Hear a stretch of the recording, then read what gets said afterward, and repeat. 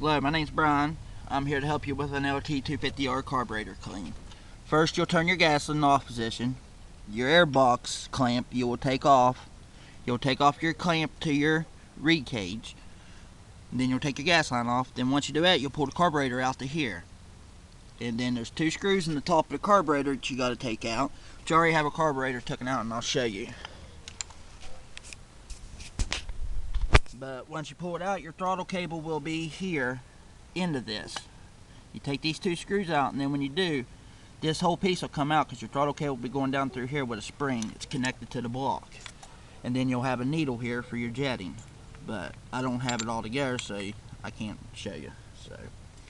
But quick on the carburetor, this is your air fuel screw. This is how you adjust your pilot jet. And right here's your air fuel mixture screw. Or no, I'm sorry, this is your air fuel mixture screw. This is your idle screw. This is what helps you adjust your idle on the quad racer while it's running. You don't, you get this close and then you use this to change the idle. You don't turn the cables or nothing. This is your choke right here. On is up, down is off. You need your choke when it's cold. But once it's out here, you can flip it over and you can take it anywhere you want now. I already removed the 4 screws, so I'll go ahead and show you the inside. This is your floats with your bowl. This is your main jet. This is your pilot screw down in there. And you need a small screwdriver to take it out. And I don't know where my screwdriver went to. Right here. But you'll stick a small drillish flathead into the pilot. Screw till it comes out, turn it upside down, shake it, and there's your pilot. And when you get your pilot out, you'll take it and look up at the sky or into a light and see if you can see light through it. If you can't, it's clogged up. But while you have it out, you want to soak it in some carb cleaner. And then you just take your main jet out. It's a 6mm, but this one was already loose. Same way if it, you'd look through it and see if you can see light. If you can't see light, it's plugged up. But while you have it out, soak it in carburetor cleaner. And then while you have the carburetor out, now you can clean it.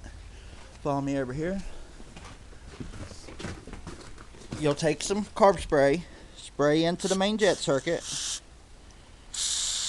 into the pilot circuit, then you'll flip it over, spray it in the hole right there, spray it in this hole, spray some in the hole there, and spray some up in that little hole in the side. But you can actually let it soak in carburetor cleaner if you want to, but I'm just showing you how to do a quick carburetor clean for your bike.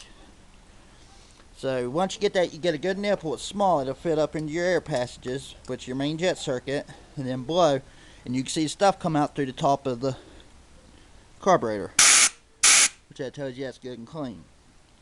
Then you'll go to your pilot right below your main jet, give it a blow, and then stuff will blow out the front. Once you got them blowed, then you'll blow down through here, then go to the next hole over here and blow some air in this side hole, and flip the carb over, and there's a little hole right there, blow air through it, then just blow it one more time just to be safe, clean the bottom out, and you'd clean your bowl too, but I'm not going to do that, it's getting dark and I'm losing light. But with the jets, I forgot to show you that too. But you take the jets, you hold on to them real tightly, if not you'll lose them. Blow in the end of it after you clean it in carburetor cleaner. Blow an opposite in. Then look, see if you can see light through it and there's no blockage, it's good and clean now. Same way with your pilot. Blow through both ends. And, you can see through them, they're good. Which both these are already clean. Now we'll just do the same thing that we took it apart to put it back together. Put the main jet in. It's a 6mm, I believe, or you can use pliers, but be very careful and don't scar it up, and especially the hole where it monitors the fuel. Drop your pilot in place. Take your little screwdriver, tighten it down. Once you get it tight, just give it a little snugment. You don't want it to come loose, but you don't want to scar the top, or it won't properly monitor fuel because the hole will be too big. Alright, once you do that, all you have to do is just make sure your bowl's good and clean, which this one's already clean because I've already done it before.